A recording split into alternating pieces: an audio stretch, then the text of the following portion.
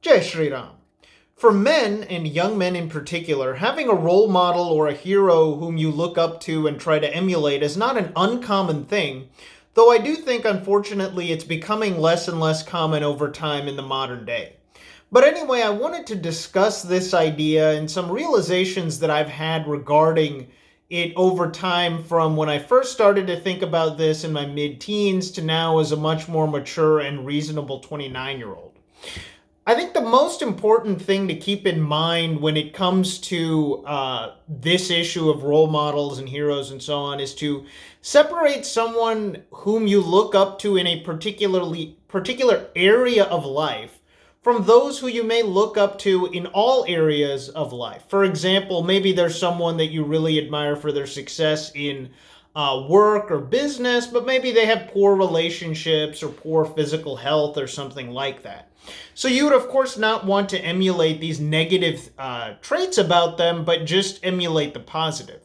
Now, when you do find someone whom you feel like you can look up to as a whole, meaning in terms of many areas of their life as opposed to picking and choosing among multiple people, if that's the route that you're trying to go down, you want to make sure to avoid disillusionment and disappointment. And what I mean by that is that public figures have a public persona that may be carefully crafted to some degree because of the media and PR and all of those things.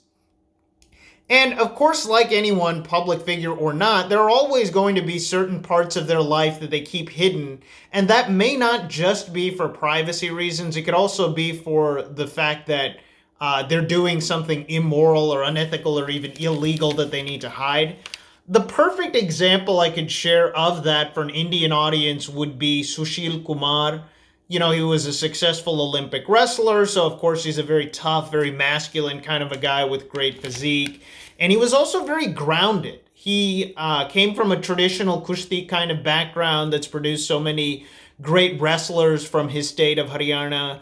He was a lifelong vegetarian, and I even remember this story about how some whiskey brand wanted him to advertise their products on billboards and TV and things like that, and he declined the offer, even though it was for a lot of money, because he said that, you know, I don't drink alcohol, and if kids see me drinking alcohol, they're going to think that it's a good thing to do, and it's going to encourage more alcohol consumption among young men, and I don't want to do that. And he actually ended up endorsing some milk brand. I don't remember if it was one of the major ones or whatever, but you can think about alcohol, especially hard liquor, being the most tamasic thing that you can imagine, and milk being the most sattvic thing that you can imagine, right? And then, of course, we find out that he committed murder, and the reasons for that murder were also troubling, right? It wasn't like he was standing up for someone and defending some innocent person. I mean, it was very kind of negative, selfish, unethical, immoral kinds of reasons for killing this person. And then this video came out of him beating this guy with a rod and all of that. You know, someone took this on their phone and all of that. And it was very troubling, right? Now, I personally really admired Sushil Kumar prior to this incident for the reasons that I had said earlier, even though he wasn't personally a hero or role model of mine, just because by that point in my life, I had already grown past this idea of looking up to athletes. But that's just one example, and obviously lots of people did look up to him and see him as a hero and so on, and it seemed like he was a very positive role model for young men as well before we found out about this event. But anyway, that's just an example of how one can get disillusioned by the public persona of someone before other parts of their life start to come out. Now, when I was in my teens, the idea of looking up to athletes really seemed appealing to me just because I like sports, and so many young guys find their heroes in sports. But as I started to think and reflect more, I got away from that because, like I had kind of touched on earlier, these guys may be exemplary in athleticism or exemplary in the skill set that they have to play their particular sport. But many times they're pretty average or could even be below average in other parts of their life and character and so on. And, you know, there's so many examples of that at every sport in every country, right? I don't think I need to specify that even more.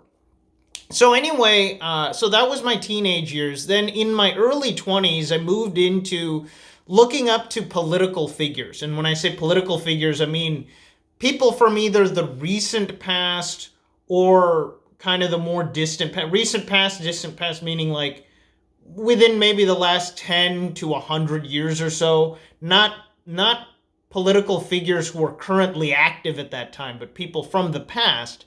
But I grew out of that as well after a while, just because as you learn more about politics, follow it more closely, and so on, you really come to understand that it's not this kind of arena where people are really, based on their values and principles and they're fighting for the success of their ideology and stuff like that. I know a lot of people would like to uh, think or tell themselves that that's what politics was about. Really, it's just about power and influence, gaining your own power and influence, and of course, preventing your opponents from doing the same and cutting them down and stuff like that. So then I moved out of that in my mid 20s to looking at characters in our itihasas as being role models, because they really did live up to values and principles, and they perceived through struggles for a higher purpose and all of those kinds of things. They had all these traits that we would all want to have in a hero and in a role model, and of course try to embody ourselves. And of course there's so many figures in the Ramayana and the Mahabharata that can be examples of that, right? But there was something lacking even in that for me, which is the trait of true relatability, meaning that if we were to really be honest with ourselves, we don't really encounter situations that are comparable to what Ram, Lakshman, Krishna, Bhishma, Yudhishthir, or any of these other people from the Ramayana or Mahabharata would have encountered, right? Those people and the others that were involved, they were on such a kind of higher level and higher plane than we are in pretty much every way.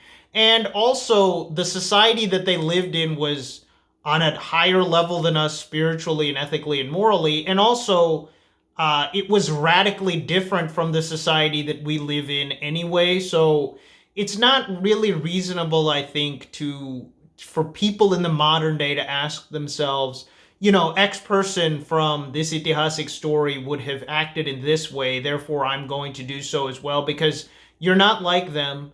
The family members, friends, coworkers, women, etc. that you would meet in real life that you're encountering certain situations with, they're not like them either.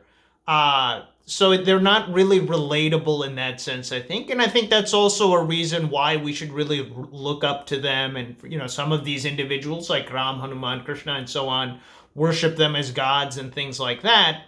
They're on such a higher level. And so what I basically came to in my late 20s, which is my basic idea now, is that, again, looking up to religious figures, but not people from the itihasic times, but from more recent times, like people involved in the Bhakti movement, maybe people who are involved in Hindu reform movements. Not really for me personally. I'm not particularly interested in people involved in Hindu reform movements, but a lot of people might be, gurus, swamis, people like that, because of the fact that they're these kind of religious, saintly kinds of figures. They do, try to live up to these high-minded values and principles and virtues that we all know that we should try to live up to and seek to.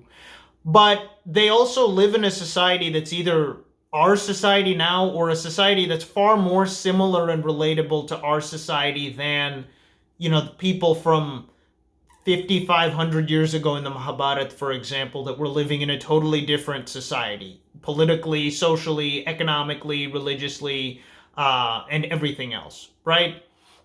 And, I was thinking about maybe talking about some of the figures that I do look up to from that era, like Tulsidas, Samarth Ramdas, and Tukaram, and so many other people from different parts of India. But then I thought, a better idea would actually be to just make a series of videos on these and devote one video for each person. kind of go in depth, not in the sense of just kind of listing off a bunch of traits like that anyone can find on their Wikipedia page, but giving a little bit of background, a little bit of information, but going more into why I look up to them, what kinds of lessons that they've taught me, that I have learned from reading about them and learning about them. So I'll be coming out with that at some point soon. I don't really want to say when exactly, but that's definitely at least a short-term plan. So anyway, that's all I've got for you guys today. Again, just to recap, when I was a teenager, I was looking up to athletes. Then in my early 20s, looking up to political figures. Mid-20s, looking up to Itihasic religious figures. And in my late 20s, which I'm 29 now, as I said, looking up to more recent religious kinds of figures. So that's all I've got for you guys today. Please like, comment, share, and subscribe. Jai Shri Ram.